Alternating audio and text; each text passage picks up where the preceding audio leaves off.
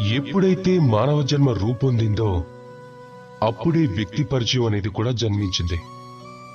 కానీ ఇప్పటి యుగంలో ఒక వ్యక్తికి ఈ విషయమై ఎలాంటి మూల్యాంకం ఉండదో అతని పరిచయం ఎవరితో ఏర్పడింది అనేది, అతనితో పరిచయం ఎక్కడ వరకు, ఎందుకు. మీ చుట్టుపక్కల కూడా చాలా వ్యక్తులే ఉంటారు. వారు కేవలం తమ గుర్తింపుతో వారి కార్యం పూర్తి చేసుకుంటారు.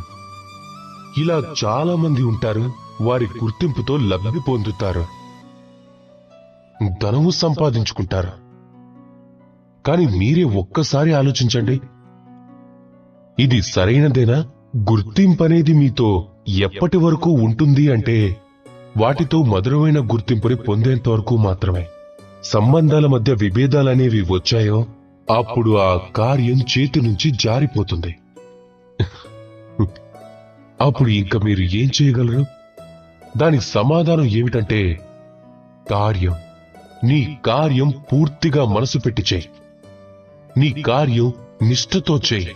ఎందుకంటే పరిచయం వల్ల జరిగే కార్యం ఎక్కువ కాలం నిలబడి ఉండదు.